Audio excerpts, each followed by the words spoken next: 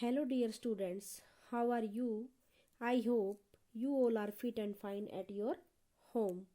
Students, we were doing our topic of economics. Topic name is globalization and the Indian economy.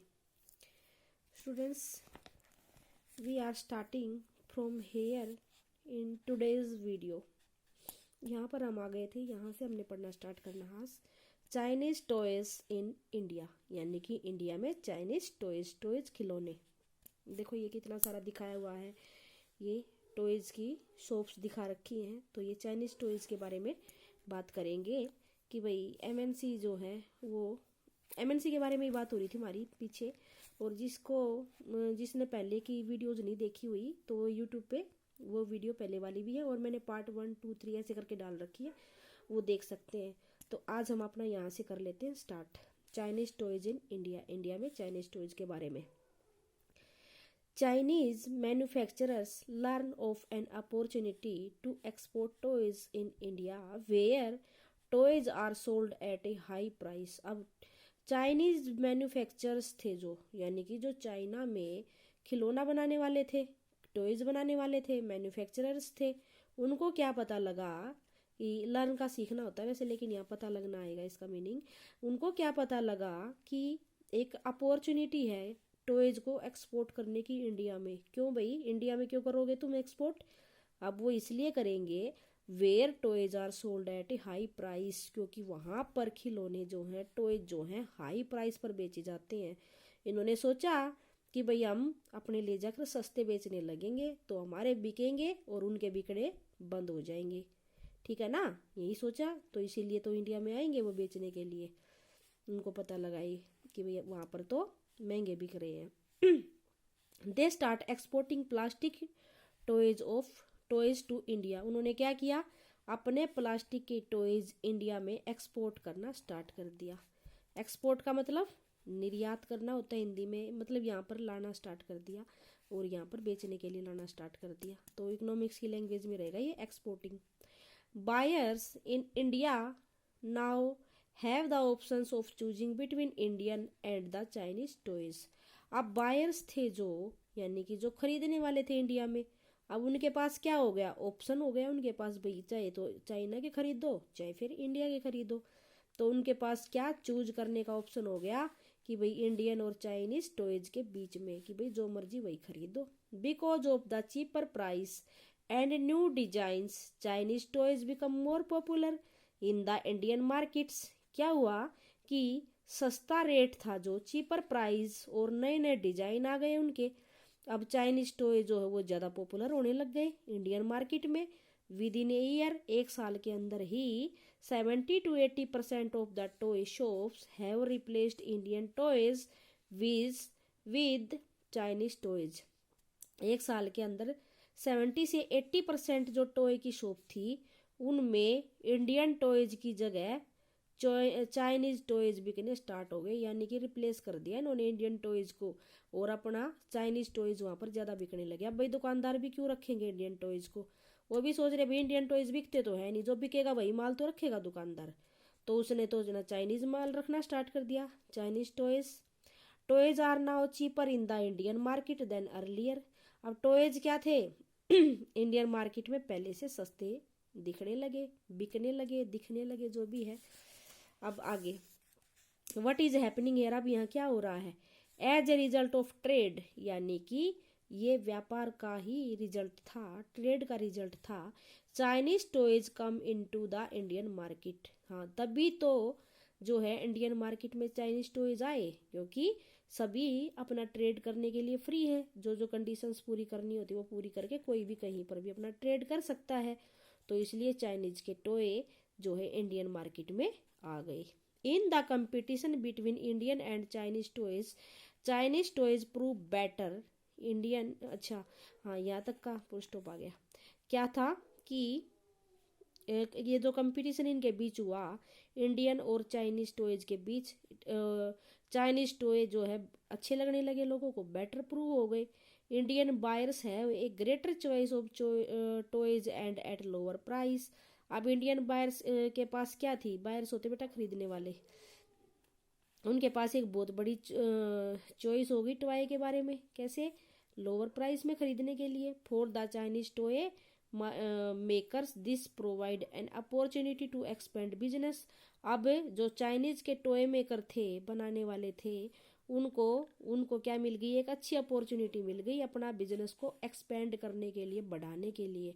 अब the opposite is true for Indian toy maker. और उल्टा किसके साथ हुआ? Indian toy maker के साथ हुआ। उनका बिकना ही बंद हो गई। They face losses as their toy are selling much less. अब उनको लॉस होने लगा, उनको लॉस का सामना करना पड़ा, क्योंकि उनके टॉय तो बहुत कम बिकना शुरू हो गए, बहुत ही कम बिकने लगे। फिर आगे क्या है इसमें? In general with the opening of trade goods travel from one market to another. अब क्या है कि ट्रेड के ओपन होने से, यानी कि व्यापार के खुलने से, सामान जो है वो एक मार्केट से दूसरी मार्केट में ट्रेवल करने लगा, सब जगह सामान ले जाया जाने लगा। Choice of goods in the market rises.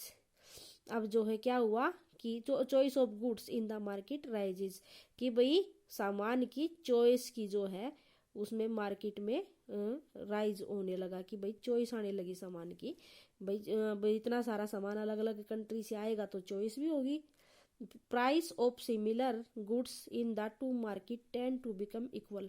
और अब और क्या होने लगा कि सभी के सभी मार्केट में एक जैसे प्राइस मिलने लगे। Similar goods in the two market tend to become equal. हाँ, एक जैसे पैसे सभी सामानों के मिलने लगे। जैसे कई दुकानदार है एक ही जगह पर, एक ही गांव में, उनको एक जैसे रेट पे सामान बेचना पड़ेगा। क्यों? महंगा देगा उसके पास कौन जाएगा? तो महंगा तो कोई कर ही नहीं सकता, दूसरे दुकानदारों के बराबर रखना पड़ेगा। एंड और जहाँ पर कहीं पर एक ही दुकान होगी ना, वो देख लेना वो महंगा मिलता है उस पर बिल्कुल हमेशा, क्योंकि उसको पता है और तो इनके पास कोई चॉइस है ही नहीं, आएंगे मेरे पास ही।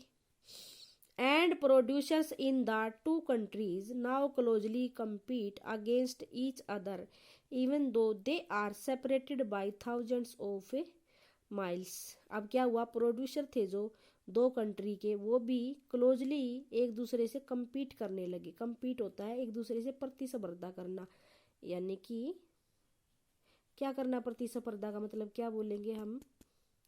प्रतिस्पर्धा होती है एक दूसरे से होड़ लगा के रखना, वो वाली चीज होती है। तो compete बोलेंगे इंग्लिश में, हिंदी में प्रतिस्पर्धा बोलेंगे।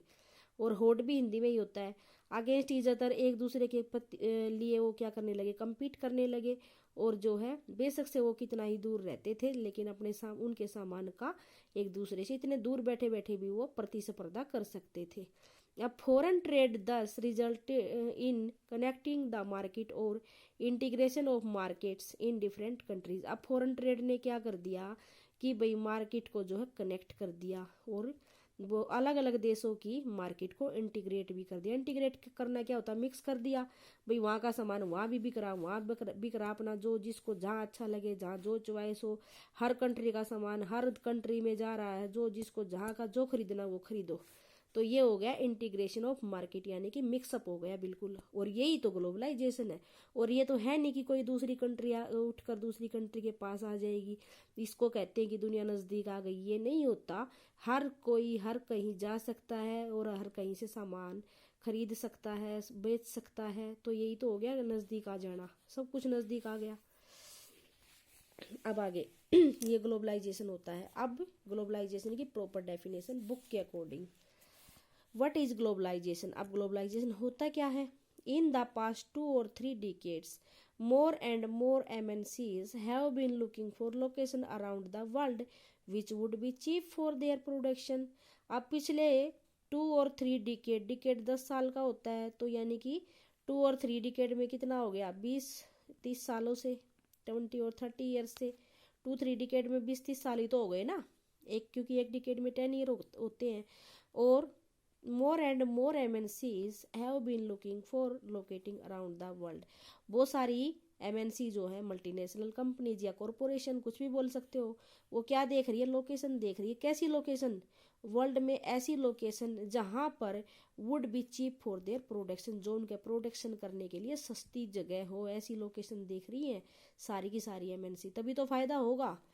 Foreign investment by MNC in these countries have been rising, और इन्होंने फॉरेन इन्वेस्टमेंट को काफ़ी ज़्यादा बढ़ गई है इनकी, इन कंट्रीज़ में बहुत ज़्यादा ये फॉरेन इन्वेस्टमेंट करने लगे।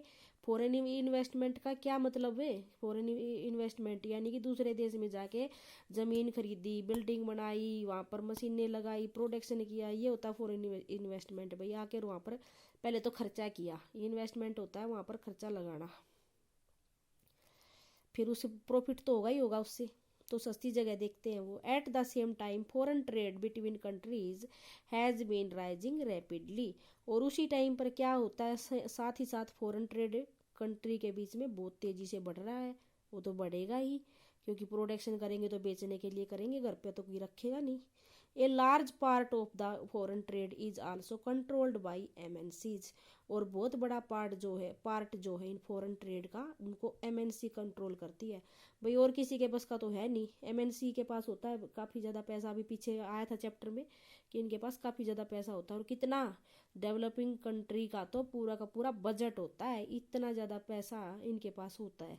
For instance the car manufacturing plant of Ford motor in India not only produces cars for the Indian market, it also export cars to other developing countries and export car component for its many factories around the world।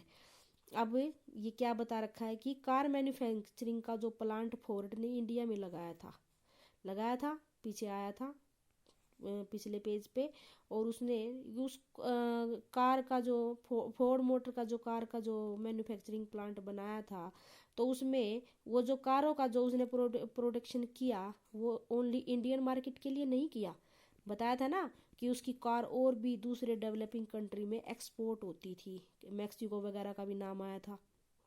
तो और इसके component क्या, अब car के अंदर जो ये spare parts वगैरह जो होते हैं वो, तो उनका भी प्रोडक्शन किया, और मैन्युफैक्चरीज, बहुत सारी फैक्ट्रीज तक भी इन्होंने पहुंचाया वर्ल्ड की।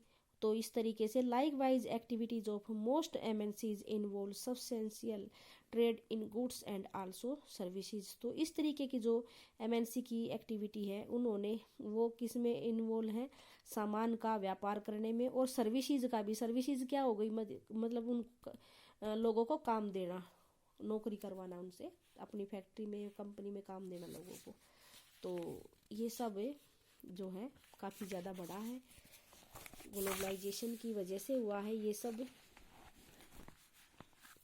अब आगे, the result of greater foreign investment and greater foreign trade has been greater integration of production and market across countries. अब क्या हुआ कि इसका रिजल्ट क्या होता है, ग्रेटर फॉरेन इन्वेस्टमेंट और ग्रेटर फॉरेन ट्रेड। हाँ, इन्वेस्टमेंट तो खर्चा लगाना और फिर व्यापार करना, वो बहुत ज़्यादा बड़े लेवल पर इंटीग्रेशन ऑफ प्रोडक्शन भी हो गया, यानी कि प्रोडक्शन को भी मिक्सअप कर दिया, और मार्केट भी सभी कंट्री के बाहर की मिक्सअप हो गई है। तो यही तो है ग्लोबलाइजेशन। अब आगे ग्लोबलाइजेशन की definition. Globalisation is this process of rapid integration और interconnecting between countries.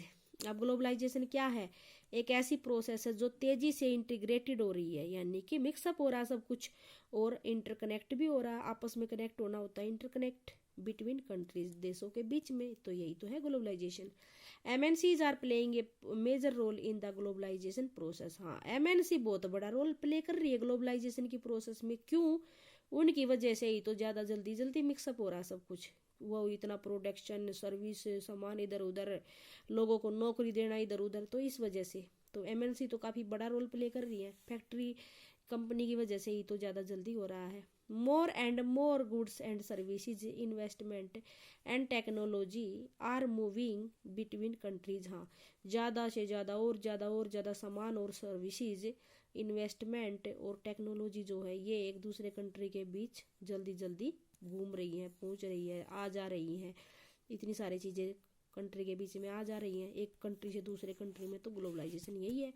Most regions of the world are in closer contact with each other than a few decade back.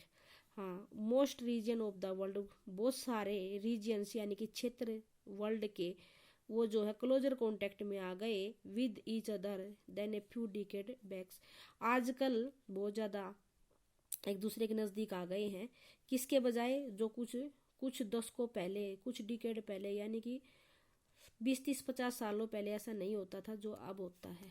अब आगे, besides a movement of goods services, movement होता है एक जगह से दूसरी जगह जाना, इस besides the movement of goods services investment and technology there is one more way in which the countries can be connected, this is through the movement of people between countries. हाँ, अब सामान का, सर्विसेज का, investment का और technology का, इन सब की मूवमेंट के अलावा एक तरीका और है जिससे कंट्रीज को कनेक्ट रखा जा सकता है।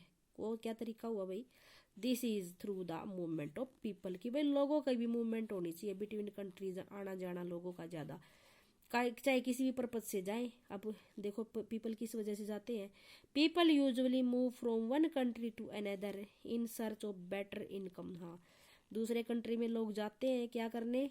बेटर इनकम के लिए, अच्छी कमाई के लिए, अच्छी जॉब के लिए और बेटर एजुकेशन के लिए जाते हैं।